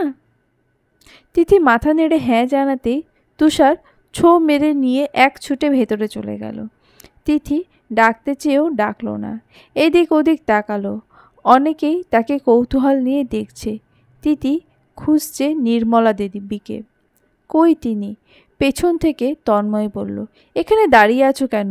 তিথি ওর দিকে ঘুরে বলল, আন্টি কোথায়? মা হয়তো নিজের ঘরে বা রান্নাঘরে, দেখো গিয়ে। তিথি মাথা নেড়ে বসার ঘর থেকে ভেতরের দিকে যায়। পাশে থেকে একজন মহিলা তন্ময়কে প্রশ্ন ছুড়লেন, কে রে মেয়েটা? তন্ময় একটু হেসে অপকটে বলল, আপনাদের বৌমা মামি। মহিলা চক্ষু চড়ক গাছ। তন্ময় তাতে ভ্রুক্ষেপ না করে নিজের ঘরের দিকে হেঁটে গেল। ভদ্রমহিলা চাপা স্বরে পাশের জনকে বলল, দেখলেন নির্মলার কাণ্ড? ছেলের জন্য মেয়ে ঠিক করে রেখেছে, অথচ আমাদের বলল না। আর আজকালকার ছেলে মেয়েরই কি দশা! বিয়ে ঠিক না হতেই শ্বশুরবাড়ি হাজির এরা। ছ্যা ছ্যা, আমাদের সময় নাক সমান লজ্জা ছিল, আর এদের লজ্জা শরমের বালায়ও নেই। তিথি প্রথমে নির্মলা দেবীর ঘরে দেখল, সেখানে নেই দেখে রান্নাঘরের দিকে এগোলো। মাঝপথে হঠাৎ এসে ওর হাত টেনে ধরল তুষার। তিথি তাকাতেই দাঁত বের করে হেসে বলল, ভয় পেয়েছ? তিথি মাথা নেড়ে বলল, হুম। এসো আমার সাথে। সোজা তন্ময়ের ঘরে এসে থামল তুষার। তিথিকে বসিয়ে দিয়ে দরজা লাগালো। তিথি কিছুই বোধগম্য হচ্ছে না। তুষার এসে বিছানার ওপর পা ঝুলিয়ে বসল। বড়দের মতো মুখ করে বলল, মাকে খুঁজছো? হ্যাঁ, মা খুব রেগে আছে তিথিদি। তিথি ভ্রু কুঁচকে বলল, কেন? কি জানি, কাল রাতে দাদা ভাইয়ের সাথে খুব ঝগড়া হয়েছে। তিথি বিস্মিত হয়ে বলল, ও মা, কেন? তুষার এবারও বলল, কি জানি, আমাকে তো অন্য ঘরে পাঠিয়ে দিয়েছিল দাদাভাই। তবে এইটুকু শুনেছি, মা, দাদাভাই ওরা বারবার তোমার নাম নিচ্ছিল। তিথি স্তব্ধ। কোনোভাবে তাকে নিয়ে ঝামেলা হয়নি তো? না না, ভগবান আর যাই হোক, এই রকম যেন না হয়। একটা সুন্দর সম্পর্কের মধ্যে ফাটলের কারণ কস্মিনকালেও যেন সে না হয়। তুষার আরও কিছু বলতে নিলে দরজায় করাঘাতে প্রবল শব্দ এলো। থেমে গেল তুষার। স্বর উঁচু করে বলল, কে? ওপাশ থেকে নির্মলা দেবী চেঁচিয়ে বললেন, দৌড় বন্ধ করে কি করছিস তুই? রেডি হয়েছিস? অতিথিরা চলে এসেছে, তোর স্কুলের বন্ধুরাও তো চলে এলো, দরজা খোল। তুষার জিভ কাটল। তিথির দিকে ঘুরে ব্যস্ত কণ্ঠে ফিসফিস করে বলল, আমি যাই এখন তিথিদি, তুমি দাদাভাইকে এগুলো বলে দিও না, হ্যাঁ? আমার কান মলে দেবে তাহলে। তুষার দরজা খুলে দৌড়ে বের হয়ে গেল। নির্মলা তখনও তিথিকে দেখেনি। তুষার যাওয়ার দিকে থেকে চোখ সরিয়ে ভেতরে তাকাতেই দেখল ওকে। এই প্রথম তিথির অজান্তেই অস্বস্তি হলো ওনার সামনে। উঠে দাঁড়ালো সে। দু হাতের আঙুলগুলো একে অপরের সাথে কচলাতে শুরু করলো। নির্মলা দেবী বড্ড শান্ত নিরুদ্বেগ কণ্ঠে বলল, তুমি কখন এসেছো? তিথি আস্তে করে উত্তর দিল, এই তো মাত্র। নির্মলা একটু চুপ করে বললেন, বসো, কিছু লাগলে ডেকো। নির্মলা চলে গেলেন। তারপর তিথি অবাক লাগলো তার ভাবমূর্তি। বিন্দু পরিমাণ হেসেও কথা বললেন না নির্মলা। এতক্ষণ তুষারের কথায় খুব পাত্তা না দিলেও বিষয়টা ভাবাচ্ছে এখন। কাল রাতে কি এমন হলো তাকে নিয়ে? আর তাকে নিয়ে হওয়ারই বা কী ছিল? তন্ময়কে প্রশ্ন করবে এ নিয়ে। কোথায় ও? না থাক, এখন বাইরে যাওয়ার দরকার নেই, ভালো এখানেই বসে থাকা। বাইরে ওদের আত্মীয় স্বজন এসেছে, ভীষণ অপ্রস্তুত লাগে সবার সামনে। তন্ময়ের ম্যাগাজিন পড়ার অভ্যাস, রুমটাও যেহেতু তার, আজকের ম্যাগাজিন থাকবে নিশ্চয়। তিথি তন্ময়ের স্টাডি টেবিলের কাছে গিয়ে পেয়েও গেল পত্রিকা। এখন আর কি, এটা পড়েই সময় পার করা যাক। সন্ধ্যের পর কেক কাটা হলো। সবাইকে পেট পুড়ে নিজের হাতে রান্না করা বিরিয়ানি খাওয়ালেন নির্মলা। সবার সাথে সাথে তিথিও ছিল, কিন্তু অদ্ভুতভাবে পুরোটা সময় নির্মলা আর কোনো কথাই বললেন না ওর সাথে। চোখাচোখি হলেও ভ্রুক্ষেপ করেননি। বাকি 5 জন অতিথির মতোই আপ্যায়ন করেছেন তাকে। তন্ময়কে আবার জিজ্ঞেস করতে চেয়েও হয়নি, তন্ময় তো ধারে কাছেই পায়নি তিথি। সে ভীষণ ব্যস্ত, 2 সেকেন্ড দাঁড়িয়ে কথা শোনার সময় নেই। খাওয়া দাওয়ার পাট চুকিয়ে আত্মীয়রা চলে যেতে শুরু করেছেন। শহরের বাসায় কেউ 2 দণ্ড সময় নেয় না কারোর বাসায় বালিশ পেতে ঘুমোনোর। পুরো বাড়ি যখন আগের মতো নির্জীব হলো, তুষার তখন ছুটল পরনের জামাকাপড় পাল্টাতে। বন্ধুরা দুষ্টুমি করে ডিম লাগিয়ে গায়ে মেখে দিয়েছে। এই শীতকালে এখন স্নান সেরাতে হবে ভেবেই তুষারের মেদযুক্ত শরীরে ভয় দোলা খাচ্ছে। তবু গায়ের আষ্টে গন্ধ দূর করা জরুরি, না হলে বিছানায় মা ঘুমোতে দেবে না নিঘাত। তিথি অনেকক্ষণ বসে আছে সোফায়, তন্ময়ের অপেক্ষায়। রাত অনেক হয়েছে, এতটা পথ একা একা বাড়ি ফিরতে সমস্যা হবে। তাছাড়া 3 বছর আগে সেই কালো রাতের কথা মনে হলে এখনও ঘাম ছুটে যায়। সাহস হয় না ওই রাস্তা ধরে একা একা ফিরতে।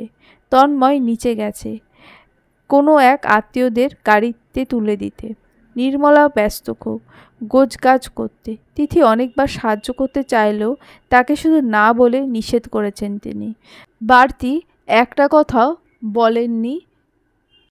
পাশের বাসার কাজের মেয়েটাকে টাকা দিয়ে কাজগুলো করাচ্ছেন। তিথি কখনো অপেক্ষা করছে, সামনে টেলিভিশনে কার্টুন চলছে জোর ভলিউমে। তিথির চোখগুলো সদর দরজার দিকে। এই বুঝি তন্ময় এলো। একা একা বসে থাকাও যে কষ্টকর। হঠাৎ গলা ঝাড়ি দিয়ে কাশি দিয়ে কেউ এলো। তিথি ঘাড় ঘুরিয়ে তাকালো। নির্মলা দেবীকে দেখে উঠে দাঁড়ালো। নির্মলা তখন শাড়ির আঁচলে ঘাম মুছছেন মুখমণ্ডলে। তিথি তাকাতেই গম্ভীর কণ্ঠে বললেন, একটু আমার ঘরে এসো, কথা আছে। বলেই নির্মলা চলে গেলেন। তিথি মুখে ঘাবড়ে যাওয়ার ছাপ। অপ্রচলিত পা বাড়ালো ঠিকই, তবে বারবার পেছন দেখছিল। হয়তো তন্ময়কে খুঁজছিল, কিংবা না। ঘরের সামনে এসে বলল, আসবো? নির্মলা ওয়ার্ড্রবে ড্রয়ার খুলতে খুলতে জবাব দেন, এসো। তিথি ভেতরে ঢুকলো। নির্মলা বসতে বললেন। তিথি বসল। নির্মলা একটা সুতির শাড়ি বের করে হাতে ঝোলালেন। ব্যস্ত কণ্ঠে বললেন, সারাদিন অনেক কাজ করেছি, ঘেমে গেছি প্রচুর, তুমি অপেক্ষা করো, স্নান সেরে আসছি। তিথি ঘাড় কাত করল। নির্মলা সেটুকু দেখলেনও না, সোজা ঢুকে পড়লেন ওয়াশরুমে। তিথি বসে বসে ভাবছে, কি হলো হঠাৎ? আন্টি কোনো কারণে আমার উপর রেগে আছেন? আমি তো কিছু করিনি। কেউ আমার উপর রেগে থাকলেও আমার একদম ভালো লাগে না। আন্টি এলে সরাসরি জিজ্ঞেস করব আমি। তিথির ভাবনা চলতে থাকে। আরও কিছু সময় পর বের হলেন নির্মলা। বারান্দায় গিয়ে প্রথমে ভেজা শাড়ি মেলে দিলেন। রুমে এসে সাদা কালো চুল মুছলেন গামছায়। চুল গামছায় পেঁচাতে পেঁচাতে গিয়ে বসলেন বিছানার ওপর। তিথি তখনও ওনার দিকেই চেয়েছিল। নির্মলা চোখের ইশারায় কাছে ডাকলেন ওকে। তিথি উঠে গিয়ে বসল পাশে। নির্মলা কিছুক্ষণ চুপ থেকে বললেন, জানো, তন্ময় কখনো আমার সাথে গলা উঁচু করে কথা বলেনি। কাল রাতে বলেছে, প্রথমবার তোমার জন্য। তিথি ঠান্ডা চোখে তাকালো। নির্মলা বললেন, আগে আমি জানতাম আমার ছেলে তোমাকে চায়, এখন বুঝতে পেরেছি, বিশ্বাস করছি ও তোমাকে কতটা চায়। তুমি জানো তন্ময়, তোমার অতীতের ব্যাপারটা আমাকে সব জানিয়েছে। তিথি অবাক হলো। নির্মলা দীর্ঘশ্বাস ফেলে বললেন, এক মুহূর্তের জন্য আমি তোমাকে মেনে নিতে পারছিলাম না। আমি যাকে আমার ছেলের বউ করব ভাবছি, তার জীবনে অন্য পুরুষ ছিল, এ ভাবতেও আমার কেমন যেন লাগছিল। সে নিয়ে তন্ময়ের সাথে তর্কাতর্কি হলো। তবে পরে ভাবলাম, একটা কথা তো সত্যি, অতীত কার না থাকে। এটুকু বলে নির্মলা তিথির দিকে তাকালেন, বললেন, এসব কেন বলছি নিশ্চয়ই জানো। তোমার মায়ের কাছে আমি তোমাদের বিয়ের প্রস্তাব দিয়েছি। উনি বলেছেন না তোমাকে? তিথি ঈষৎ মাথা দুলিয়ে হ্যাঁ জানালো। নির্মলা একটু চুপ থেকে হঠাৎ তিথির হাত দুটো মুঠোয় ধরলেন, নরম কণ্ঠে বললেন, দেখো মা, আমার 2 সন্তান হলেও তন্ময় আমার অনেক সাধের সন্তান। দীর্ঘ 5 বছর পর, অনেক চেয়ে কান্নাকাটির পর ও আমার পেটে আসে। খুব যত্নে আদরে ওকে আমি মানুষ করেছি। আমি চাই না তুমি মনের মধ্যে অন্য কাউকে পুষে ওকে বিয়ে করো। আমার শেষ কথা হলো, তোমার জীবনে যেই থাকুক, আমার ছেলেকে বিয়ে করলে ওকে ভালোবেসেই করো। ওকে কোনো অপশন হিসেবে বেছো না। সারাটা জীবন ওকে তিলে তিলে মরতে দেখতে মা হিসেবে আমি পারবো না, পারার কথাও নয়। আমি ছেলের সুখ চাই, সে তোমার সাথে সুখী হলে আমার আপত্তি নেই। কিন্তু হ্যাঁ, তন্ময়ের মনের পুরোটা জুড়েই যেমন তুমি আছো, তোমার মনের পুরোটা জুড়েও যেন একইভাবে তন্ময় থাকে। জবাবে তিথি শান্ত কণ্ঠে বলল, আমি তন্ময়কে বিয়ে করব না আন্টি, আপনার এত চিন্তার কিছুই নেই। নির্মলার চোখ দুটোতে রাজ্যের বিস্ময়। তিথি আস্তে করে নিজের হাত ছাড়িয়ে নিয়ে উঠে দাঁড়ালো, বলল, আমি তন্ময়কে কখনো ভিন্ন চোখে দেখিনি। ভাগ্যে কি লেখা আমি জানি না।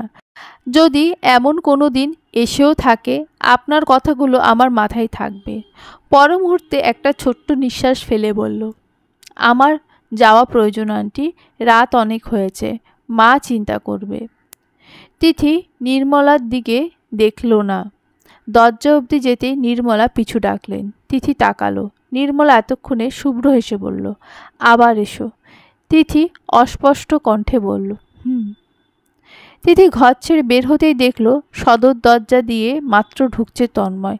তিথিকে মায়ের ঘরের সামনে দেখে তাড়াহুড়ো করে এগিয়ে এলো ও। চিন্তিত কণ্ঠে শুধালো, মা কিছু বলেছে তোমায়? তিথি দুদিকে মাথা নেড়ে না বোঝালো। পর মুহূর্তে বলল, আমাকে দিয়ে আসবে বলেছিলে, দিয়ে এসো। তন্ময় জিভ দিয়ে ঠোঁট ভিজিয়ে বলল, আগে আমার রুমে চলো, কথা আছে। তিথির হাত ধরেই দ্রুত পা ফেলল তন্ময়। রুমে এসে দাঁড়াতেই তিথি ভ্রু কুঁচকে বলল, কি হয়েছে বলবে?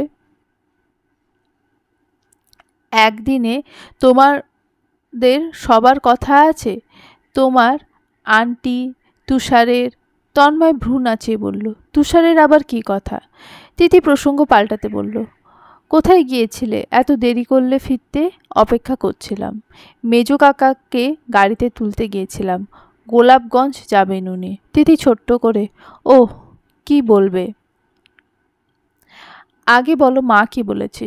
তুমি তখন মিথ্যা বলেছ আমি জানি।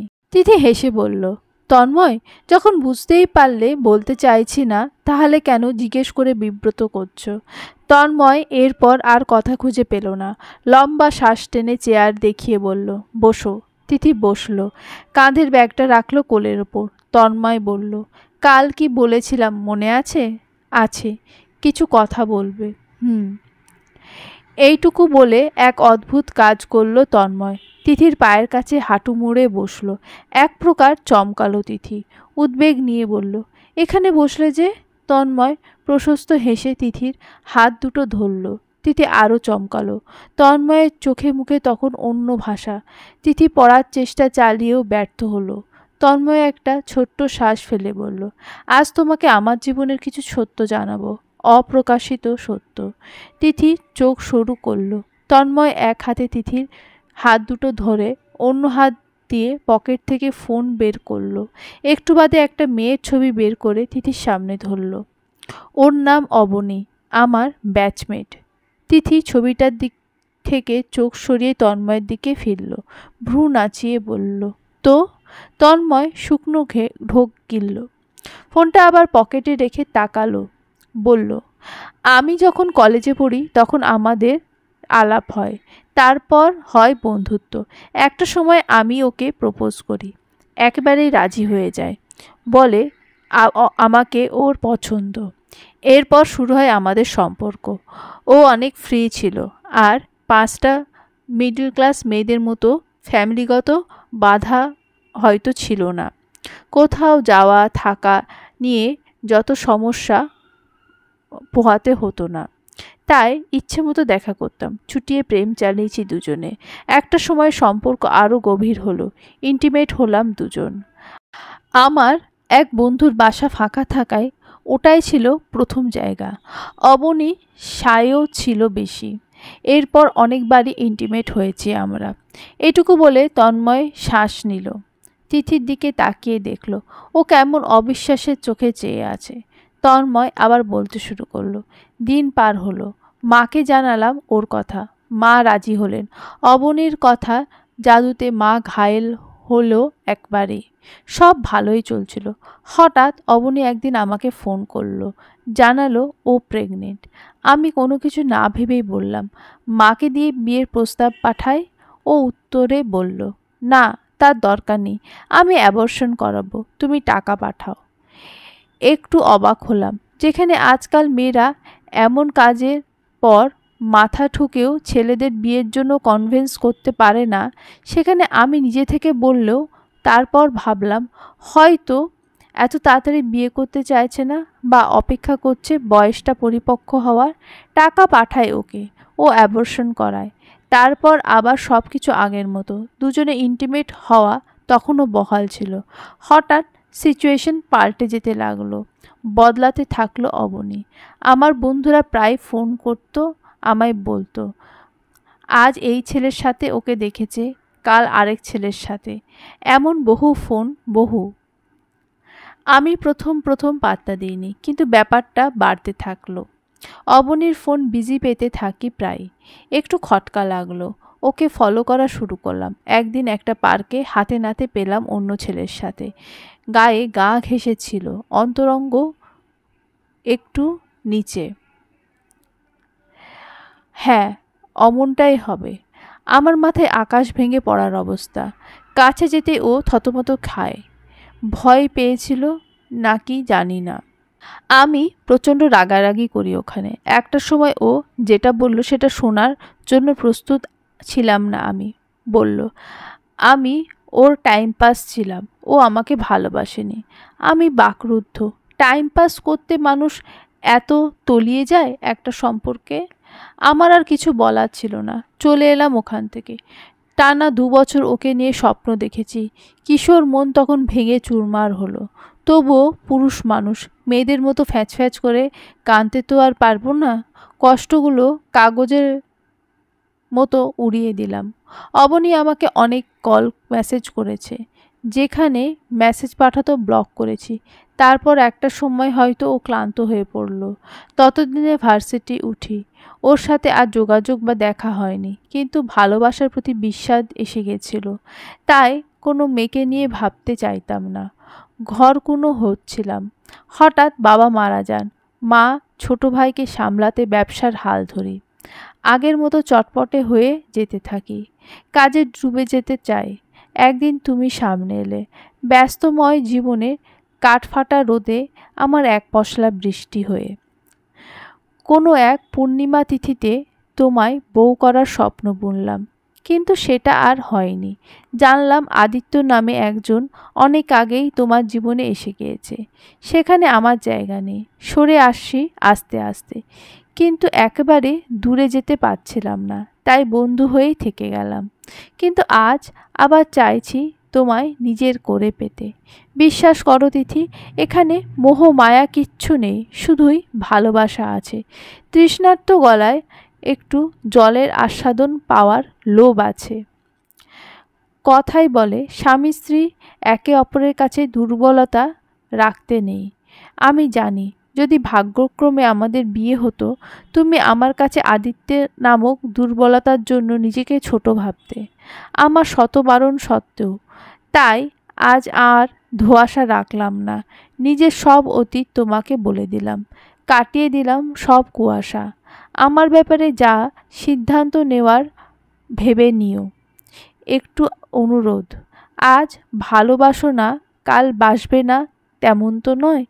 জানো তো একটা কথা, প্রথম ভালোবাসা ভুল সময় ভুল মানুষের সাথেই আসে, দ্বিতীয় ভালোবাসা আসে ঠিক সময় ঠিক মানুষের সাথে। মানুষ দ্বিতীয়বার ভালোবাসতে পারে, চাইলেই পারে। তন্ময় থমকালো, ভালো করে খেয়াল করতেই বুঝলো তিথি কাঁপছে, অস্থির লাগছে, ঢোক গিলছে বারবার। তন্ময় উদ্বিগ্ন হয়ে বলল, আর ইউ অলরাইট তিথি? তিথি কাপা গলায় বলল, আমাকে বাড়িতে দিয়ে এসো প্লিজ। চলবে।